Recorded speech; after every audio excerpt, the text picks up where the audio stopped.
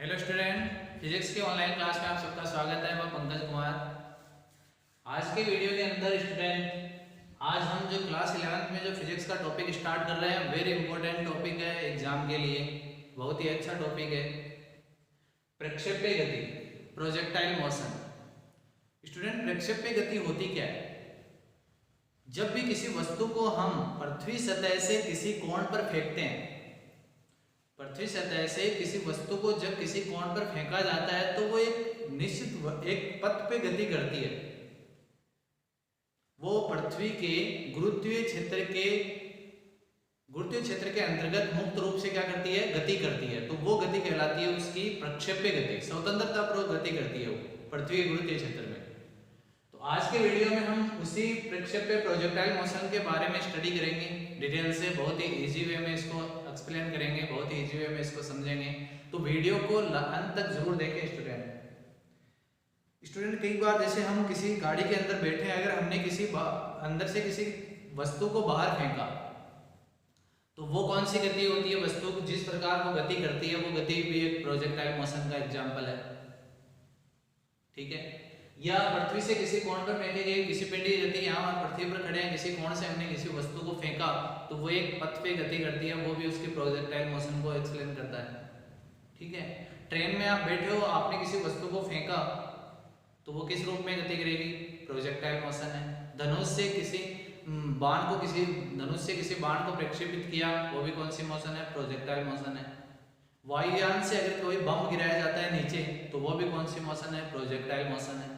तो उन सभी प्रोजेक्टाइल मोशन के बारे में स्टडी करने जा रहे हैं स्टूडेंट आज हम। उसका प्रोजेक्टाइल मोशन का जो पाथ है उसका इक्वेशन डेराइव करेंगे हम कि उसके पाथ की इक्वेशन क्या होती है और उसका पाथ कैसा होता है, पथ कैसा होता है उसका।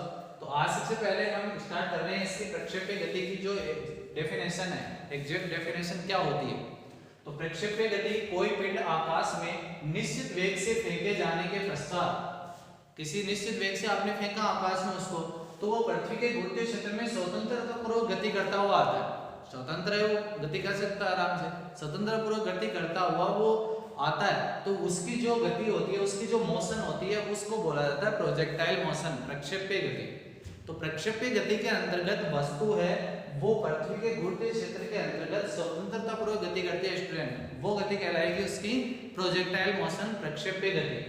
जैसे पृथ्वी से किसी कोण पर फेंके गए पिंड की गति जो प्रोजेक्टाइल मोशन का एग्जांपल है। अब स्टूडेंट, इसके बाद में जो हमारा इंपॉर्टेंट टॉपिक है वो है जो इस प्रोजेक्टाइल मोशन है उसकी ट्रेजेक्टरी कैसे होती है, उसका पथ कैसा होता है।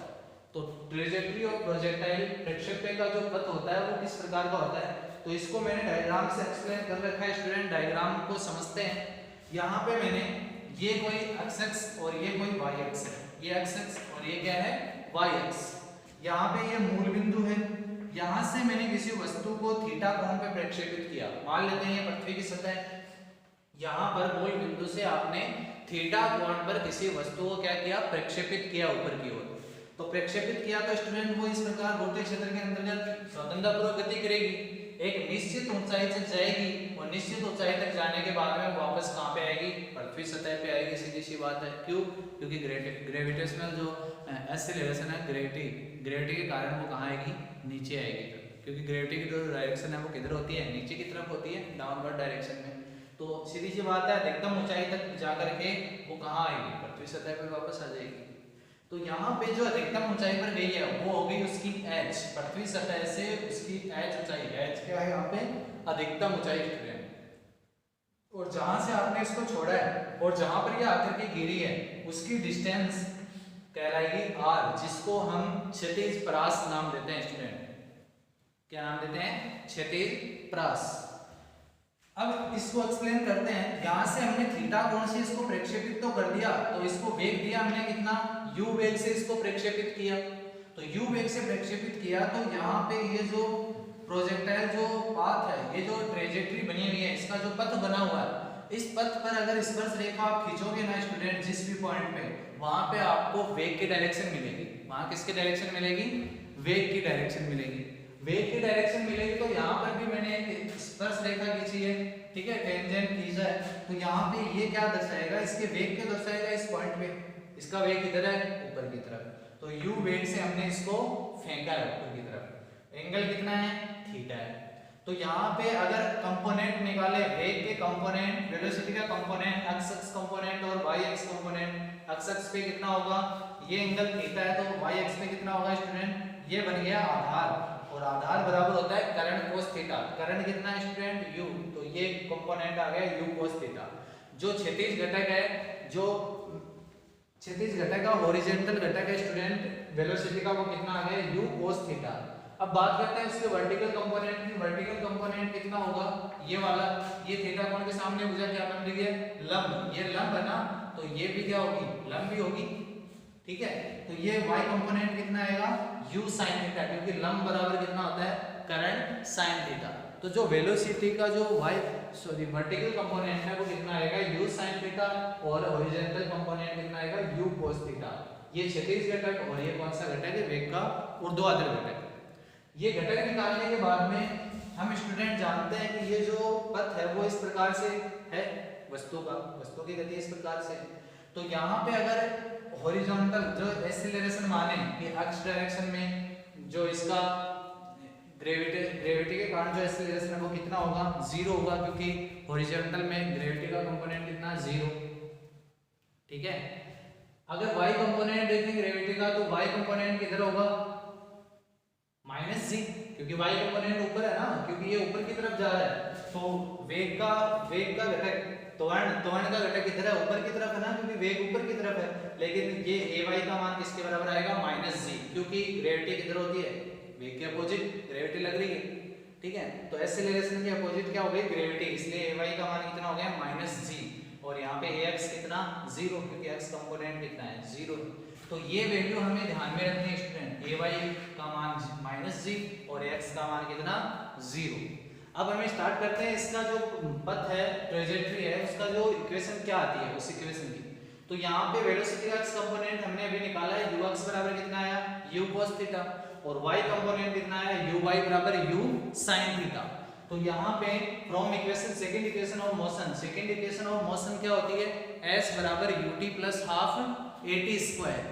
अगर हम इस इक्वेशन को x कंपोनेंट के लिए अप्लाई करें तो s की जगह क्या आ जाएगा? x बराबर u x कंपोनेंट आएगा वेग का, t plus half ax t square.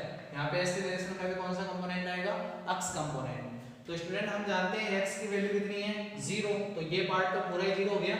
और ux कितना है? u cos थीटा, तो मान रख दो x u cos theta t, equation number 1।